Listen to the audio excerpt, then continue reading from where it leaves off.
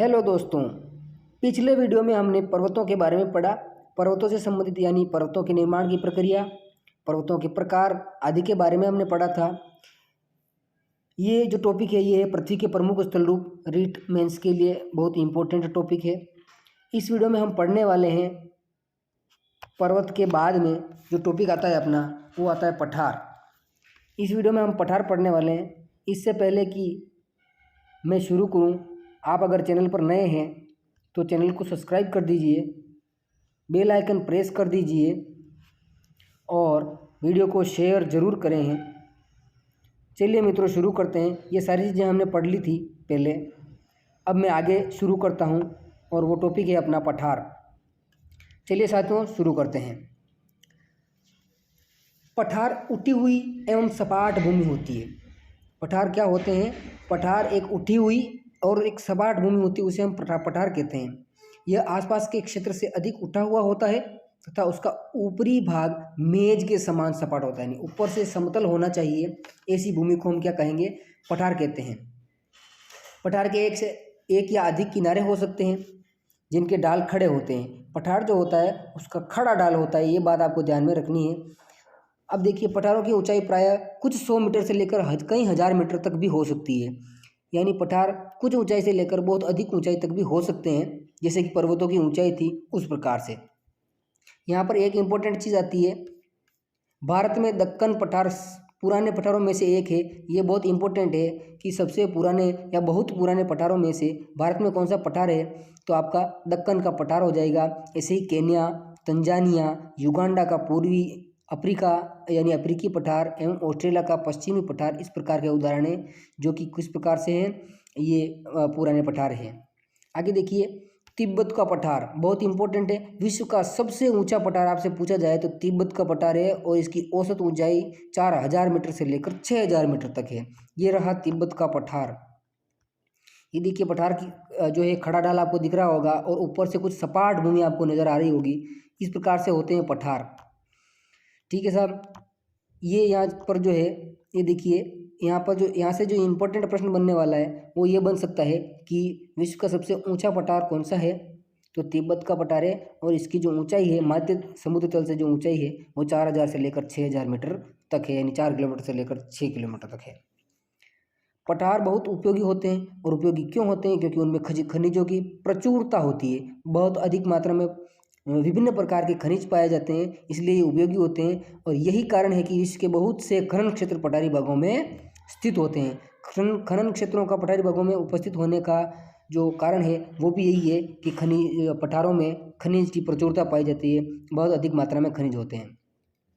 यहाँ पर देखिए, अफ्रीका का पठार सोना एवं हीरों के खनन के लिए प्रसिद्ध है। तो आपको यहाँ से प्रश्न पूछा जा सकता है कि पठार जो है सोना एवं हीरो के खनन के लिए कौन सा पठार प्रसिद्ध है, तो आपको करना है अफ्रीका का पठार। भारत में छोटा नागपुर के पठार में लोहा, कोयला तथा मैग्नीज के बहुत बड़े भंडार पाए जाते हैं। तो भारत में आपसे अगर पूछा जाए कि लोहा, कोयला एवं खनिज के भंडार कहाँ पाए जाते हैं, तो हमारा उत्तर होगा छोटा नागपुर। चलिए दोस्तों आगे चलते हैं। इसी के साथ में आज मेरे पास माइक्रोफोन नहीं है, ख़राब हो चुका है, तो मैं डायरेक्ट वीडियो रिकॉर्ड कर रहा हूँ, तो थोड़ी शोरगुल हो सकता है, इसके लिए मैं माफ़ी चाहता हूँ। चलिए आगे बढ़ते हैं। पठारी क्षेत्रों में बहुत से जलप्रपात हो सकते हैं, झरने हो सकते हैं, क्योंकि यहाँ नदियाँ ऊंचाई से गिरती तो जलप्रपात बनता ही बनता है, सीधी सी बात है। भारत में छोटा नागपुर पठार पर स्वर्ण रेखा नदी, यहाँ से भी प्रश्न बन सकता है कि छोटा नागपुर के पठार पर कौन सी नदी है, या स्वर्ण रेखा नदी कौन से पठार पर अवस्थित है या स्थित है या कहाँ से निकलती है, तो छोटा नागपुर पर है। और यह नदी पर जो है स्थित हुंडरू जलप्रपात, यहाँ पर आपसे ये भी पूछा जा सकता है कि स्वर्ण रेखा नदी पर कौन सा जलप्रपात है, तो अपन कहेंगे हुंडरू। तथा कर्नाटक में जोगा जलप्रपात इस प्रकार के प्रपातों के उदाहरण हैं जो कि कहाँ से निकलते हैं, पठार से निकलते हैं। आगे देखिए, बहुत इंपॉर्टेंट चीज़ है, लावा पठार में काली मिट्टी की प्रचुरता होती है। आपसे काली मिट्टी की प्रचुरता के लिए पूछा जाए कौन सा पठार जो है किस पठार में काली मिट्टी की प्रचुरता पाई जाती है, तो आप कहेंगे लावा का पठार, या हम कहेंगे लावा का पठार। जो उपजाऊ है, काली मिट्टी को गुलमर्दा भी कहते हैं, आपको पता है। उसके बाद में वर्टिसोल भी कहते हैं। उसके बाद में ये जो है इसको कपास मृदा भी कहा जाता है, रेगुर मृदा या कपास मृदा, जो उपजाऊ एवं खेती के लिए काफ़ी अच्छी होती है। कई पठारों में स्मरणीय स्थल होते हैं जो पर्यटकों को आकर्षित करते हैं। चलो ठीक है साहब, पठारों में स्मरणीय स्थल होते हैं, रमणीय स्थल होते हैं सॉरी, तो वो पर्यटकों को आकर्षित करते हैं। इससे भी अपने राज्य सरकारें जो होती है या केंद्र सरकार है उसको क्या होते हैं जो है आय की प्राप्ति होती है। चलिए साथियों, ये तो अपने क्या हो गए, ये अपने पठार की बात थी। और ये पठार अगर प्रश्न बनेगा, क्योंकि सिलेबस में यही पॉइंट दिया हुआ है, पृथ्वी के प्रमुख स्थल रूप, और ये 6ठी कक्षा का पूरा चैप्टर है, तो पूरी संभावना है कि यहीं से प्रश्न बन सकते हैं। सबसे पुराना पठार दक्कन का पठार, सबसे ऊंचा पठार तिब्बत का पठार, 4000 से 6000 मीटर तक की इसकी ऊंचाई है। फिर सोना और हीरों के लिए अफ्रीका का पठार प्रसिद्ध हो जाएगा। छोटा नागपुर में लोहा, कोयला और मैंगनीज के भंडार हो जाएंगे। इस प्रकार से जो स्वर्ण रेखा नदी है, छोटा नागपुर पठार पर स्वर्ण रेखा नदी है, इस पर हुंड्रू जलप्रपात बना हुआ है। कर्नाटक में जोगा जलप्रपात बना हुआ है। इस प्रकार से जो है ये हो जाएगा। उसके बाद में लावा पठार पर काली मिट्टी की प्रचुरता है, जो कि फसलों के लिए, कृषि के लिए उपयुक्त मिट्टी है। चलिए साहब नेक्स्ट, अब नेक्स्ट टॉपिक शुरू होता है अपना मैदान। नेक्स्ट टॉपिक है मैदान। देखिए, मैदान समतल भूमि के बड़े भाग होते हैं, बहुत बड़े भाग होते हैं। समतल, बिल्कुल समतल भूमि जो कि ऊपर उठी हुई न हो, जैसे कि पठार ऊपर उठे हुए थे, इस प्रकार से ऊपर उठी हुई न हो, तो जो समतल भूमि के बहुत बड़े विशाल भाग होते हैं उन्हें हम क्या कहते हैं, मैदान कहते हैं। अब मैदानों की समुद्र के मध्य तल से जो ऊंचाई होती है वो कितनी होती है, तो 200 मीटर से अधिक नहीं होती है, तभी हम उसको मैदान कहते हैं। कुछ मैदान काफ़ी समतल होते हैं यानी सपाट होते हैं, कुछ उर्मिल तथा तरंगित होते हैं यानी लहरदार गड्ढे नुमा हो सकते हैं। उर्मी का मतलब ही लहर होता है, तो उर्मिल लिखा है, तरंगित लिखा है, इसका मतलब लहरदार हो सकते हैं। अधिकांश मैदान नदियों तथा उनकी सहायक नदियों द्वारा बने हैं, यानी पठारों से या पर्वतों से लाई गई मिट्टी के द्वारा किसका निर्माण होता है, मैदानों का निर्माण होता है। इसीलिए यहाँ पर ऐसी बात लिखी गई है। नदियाँ पर्वतों के डालों पर नीचे की ओर बहती है। ये बात हमने पर्वतों में की थी कि नदियाँ पर्वतों से निकलती है या पठारों से निकलती है और ढाल की ओर नीचे की ओर बहती है। उनके साथ में जो अपर्दन द्वारा जो मिट्टी होती है वो लाई जाती है, और इस मिट्टी के द्वारा ही इसका निर्माण होता है, मैदानों का निर्माण होता है। जैसे भारत में गंगा का मैदान है, राजस्थान में चंबल का मैदान है, लूणी का है, माही का है। इस प्रकार से ये जो मैदान बनते हैं। चलिए, नदियाँ पर्वतों के ढालों पर नीचे की ओर बहती तथा उन्हें अपर्दित करती है, क्षरित करती है, और ये जो अपर्दित पदार्थ होता है को अपने साथ आगे की ओर ले जाती है। अपने साथ ढोए जाने वाले पदार्थों जैसे पत्थर हो सकता है, बालू एंड रेत हो सकती है, सिल्ट हो सकता है, को वे घाटियों में निक्षेपित कर देती है। और निक्षेपित करने का मतलब यहाँ पर इस बात से है कि जमा कर देना। इन्हीं निक्षेपों से मैदानों का निर्माण होता है। ये बात मैंने पर्वतों में भी बताई थी आपको पहले भाग में।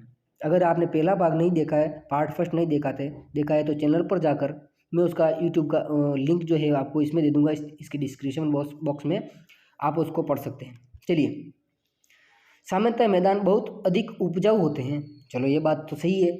यहाँ परिवहन, ये बात भी सही, परिवहन कर सकते हैं अपन, निवास कर सकते हैं हम यहाँ पर। यहाँ परिवहन के साधनों का निर्माण करना आसान होता है, इसलिए ये मैदान विश्व के सबसे अधिक जनसंख्या वाले भाग होते हैं। आपसे पूछ लिया जाए कि जनसंख्या सर्वाधिक कहाँ पर निवास करती है, पर्वत, पठार या मैदान में, तो आपका उत्तर होगा मैदान। तो यहाँ पर देखिए, विश्व मैदान जो है यहाँ पर विश्व की सबसे अधिक जनसंख्या जो है वो निवास करती है। नदियों के द्वारा बनाए गए कुछ बड़े मैदान एशिया तथा उत्तरी अमेरिका में पाए जाते हैं। एशिया तथा उत्तरी अमेरिका में बड़े मैदान होते हैं। एशिया में स्थित भारत में गंगा, ये देखिए मैंने अभी आपको जस्ट पहले बनाया था, भारत में गंगा ब्रह्मपुत्र का मैदान, तथा चीन में यांगत्से नदी का मैदान इसके प्रमुख उदाहरण है। चीन में कौन सी नदी का मैदान, यांगत्से नदी का मैदान। और अपने भारत में, एशिया में स्थित भारत में कौन सा, गंगा एवं ब्रह्मपुत्र का मैदान। ये बड़े बड़े मैदान हैं जहाँ पर बहुत अधिक मात्रा में जनसंख्या निवास करती है। यानी भारत में सर्वाधिक जनसंख्या घनत्व देखा जाए तो यहाँ पर गंगा और ब्रह्मपुत्र के पास जो मैदानी प्रदेश है यहाँ पर सर्वाधिक जनसंख्या निवास करेगी। मैदान मनुष्य के रहने के लिए सबसे उपयोगी क्षेत्र होते हैं। तो ये बात तो सही है, जब समतल भूमि होगी तो हमारा रहना भी आसान होगा, खेती करना भी आसान होगा, और परिवहन की सुविधाएं भी अपन यहाँ पर अच्छे से डेवलप कर सकते हैं। यहाँ की जनसंख्या बहुत अधिक होती है क्योंकि मकानों के बनाने तथा खेती के लिए यहाँ समतल भूमि की प्रचुरता होती है। ये बात बिल्कुल ठीक है। और मिट्टी उपजाऊ इसलिए होती है क्योंकि नदियों के द्वारा लाए गए जो अपना अपर्दन होता है उसके निक्षेपण से जो है मैदान का निर्माण होता है, इसलिए ये उपजाऊ भी होती है, तो खेती भी अच्छी होगी। भारत में गंगा का मैदान देश में सबसे अधिक जनसंख्या वाला क्षेत्र है, तो यहाँ से प्रश्न उठने की संभावना हो सकती है कि भारत में सबसे अधिक जनसंख्या वाला क्षेत्र कौन सा है, कौन सा मैदान है, तो गंगा का मैदान है। चलो, ये तो प्रमुख स्थल रूपों के बारे में हमने पढ़ लिया। अब हम जो है स्थल रूप जो है इनका लोगों के साथ में संबंध देखते हैं। जैसे देखिए नीचे ये आपको कुछ फोटो दिख रहा होगा, देखो हरियाली नज़र आ रही है, महिलाएं काम करती हुई दिख रही है, गन्ने का बाग है यहाँ पर, देखिए गन्ने का खेत बो रखा है, उस फसल है, उसके बाद में उधर खजूर दिख रहा है, खजूर अथवा नारियल कुछ है। चलिए, स्थल रूपों की विभिन्नता के अनुरूप ही मानव विभिन्न प्रकार से जीवन यापन करते हैं। जैसा स्थल की आकृति होगी उसके अकॉर्डिंग जो है ह्यूमन उसमें निवास करेंगे। जैसे हम बर्फीले क्षेत्र में देखें तो लोग इग्लू के घर यानी इग्लू बनाकर रहते हैं, वहाँ पर जो घर बने होते हैं बर्फ से उनको इग्लू कहते हैं, तो इग्लू में रहते हैं। पर्वतीय क्षेत्रों का जीवन कठिन होता है, ये बात सही है क्योंकि बहुत ढाल होता है, तो वहाँ पर रहना आना जाना आसान नहीं होता है। मैदानी क्षेत्र का जीवन पर्वतीय क्षेत्र की तुलना में बहुत सरल होता है, मैदान में रहना पर्वतों की तुलना में बहुत अधिक सरल होता है, ये बात तो सामान्य सी बात है। मैदानों में फसलें उगाना, घर बनाना या सड़कें बनाना पर्वतीय क्षेत्र की तुलना में अधिक आसान होता है, ये बात भी सही है। विभिन्न प्रकार के स्थल रूपों पर रहने वाले लोगों के रहन सहन के तरीकों में कुछ अंतर होता है, तो होता ही है क्योंकि स्थलाकृति ही भिन्न है तो रहन सहन का तरीका भी अलग होगा, वहाँ का वातावरण भी अलग होगा, तो इस प्रकार से रहने के तरीके में भी अंतर होता है। कभी कभी प्राकृतिक आपदाएं जैसे देखो भूकंप हो गया, ज्वालामुखी उद्गार हो गया, तूफान या बाढ़ आ गई, बहुत विनाश कर देते हैं, तो करते ही। अगर ये प्राकृतिक आपदाएं आती है तो विनाश तो करेंगी ही। इन आकस्मिक घटनाओं के बारे में जागरूकता पैदा करके हम इनमें आने वाले खतरों को कम कर सकते हैं, यानी इसके बारे में अपन लोगों को जागरूक करके जो खतरे हैं उन खतरों को थोड़ा कम कर सकते हैं। टाल तो क्या सकते हैं लेकिन कम कर सकते हैं। ये रस्सी से बना हुआ पुल है, अरुणाचल प्रदेश में बना हुआ है, ये बता रखा है पुल। चलिए, हम कितने तरीकों से जल एवं स्थल को उपयोग में ला सकते हैं। देखो जल है और स्थल है, इन दोनों को कितने तरीकों से उपयोग में ला सकते हैं उसके बारे में बताया हुआ है। इसका पता हम अपने आसपास के क्षेत्र से लगा सकते हैं। प्रायः हम स्थल का उपयोग गलत तरीकों से करते हैं, जैसे उपजाऊ भूमि का निर्माण जो उपजाऊ भूमि जो होती है उसका अपन मकान निर्माण में काम ले लेते हैं। तो जब उपजाऊ भूमि पर मकान बना लिया जाएगा तो खेती करने के लिए उपजाऊ भूमि की कमी हो जाएगी। इस प्रकार हम लोग कूड़ा किसी भी भूमि पर या पानी में फेंक देते हैं तो ये जल प्रदूषण का कारण बनता है, पानी गंदा होता है। उपजाऊ भूमि पर अगर कूड़ा फेंक दिया तो प्रदूषण तो होगा ही होगा, साथ साथ क्या हो जाएगा, भूमि काम नहीं ले पाएंगे तो फसल कम हो जाएगी। ठीक है साहब, चलिए, तो पानी को हम गंदा करते हैं। हमें प्रकृति के इस महत्वपूर्ण वरदान का उपयोग इस प्रकार नहीं करना चाहिए जैसे कि हम कर रहे हैं। उपलब्ध भूमि केवल हमारे ही उपयोग के लिए नहीं है, यह हमारा कर्तव्य है कि हम आगे आने वाली पीढ़ियों के पीढ़ियों के लिए पृथ्वी को सुरक्षित रखें। तो ये अपनी जिम्मेदारी तो होती है कि पृथ्वी पर जो प्राकृतिक संसाधन है हम इनका उपयोग विवेकपूर्ण तरीके से करें ताकि आने वाली जितनी भी पीढ़ियां हैं उनके लिए भी ये उपलब्ध हो सकें। जैसे देखिए ये एक प्रदूषित नदी का फोटो बताया हुआ है जिसमें कूड़ा करकट गंदा पानी पता नहीं क्या क्या डाल रखा है। चलिए, ये स्वच्छ भारत मिशन है। स्वस्थ शरीर में स्वस्थ मस्तिष्क का निवास करता है और स्वस्थ शरीर के लिए स्वच्छ पर्यावरण, विशेष रूप से साफ जल वायु तथा स्वच्छ वातावरण प्राथमिक आवश्यकता है। ये सभी प्राथमिक आवश्यकता तो है ही है। इन सभी प्राथमिक आवश्यकताओं को सभी लोगों को सुलभ कराने हेतु भारत सरकार द्वारा किस योजना का प्रारंभ किया गया, तो उसे कहते हैं अपन स्वच्छ भारत मिशन या स्वच्छ भारत कार्यक्रम। चलिए, इतनी बातें होने के बाद में कुछ फोटोज आपको बताए हुए हैं यहाँ पर। देखिए जैसे मरुस्थल है, ये समुद्र का किनारा है, यहाँ पर ये पता नहीं कौन सी बोटिंग होती है, इसको बोटिंग कहते हैं। ये पेड़ लगे हुए हैं, देखिए। चलिए, ये देखो पर्वतीय क्षेत्र में घर बने हुए हैं, यहाँ पर ये लोग काम कर रहे हैं, शायद असम का है, चाय की खेती कर रहे हैं, पता नहीं क्या कर रहे हैं। ये देखिए ये भी घर बने हुए हैं, ये पानी में तैर रहे हैं, इधर भेड़ गाय बकरियाँ चल रही है और ये ठंडा प्रदेश है, यहाँ पर बर्फ़ जमा हुआ है, गाड़ियाँ एक आध गाड़ी दिख रही है, 4-5 लोग दिख रहे हैं। ठीक है साहब, तो इस प्रकार से जो है ये पृथ्वी के प्रमुख स्थल रूप हो गए। यहाँ पर इन आप अभ्यास प्रश्नों को भी देख सकते हैं कि निम्नलिखित प्रश्नों के उत्तर संक्षेप में दीजिए, तो इनके बारे में आपको लिखना। प्रमुख स्थल कौन कौन से हैं, पर्वत एवं पठार में क्या अंतर होता है, पर्वतों के विभिन्न प्रकार कौन कौन से होते हैं, 3 प्रकार के पर्वत बताए थे आपको। ठीक है, ज्वालामुखी थे, पंचोल्त थे और उसके बाद में वलित पर्वत थे। ठीक है, मनुष्य के लिए पर्वत किस प्रकार उपयोगी हैं, पर्वतों पर कई तरह की जो है मानवोपयोगी वस्तुएं पाई जाती है, तो वो भी अपने काम की होती है। मैदानों का निर्माण किस प्रकार से होता है, जैसे कि मैंने बताया था पहले, नदियों द्वारा लाए गए अवक्षेपण से होता है। नदियों द्वारा निर्मित मैदान सघन जनसंख्या वाले होते हैं, क्यों होते हैं, तो ये अभी अपन ने जस्ट बात की कि वहाँ पर मानव को क्या क्या सुविधाएँ मिलती है। पर्वतों में जनसंख्या कम क्यों होती है, तो रहना जीवन यापन करना मुश्किल होता है। अब देखिए आगे, पर्वत पठारों से भिन्न होते हैं, किस प्रकार से भिन्न होते हैं, ऊंचाई में भिन्न होते हैं भाई साहब। किस में होते हैं, ऊंचाई में भिन्न होते हैं।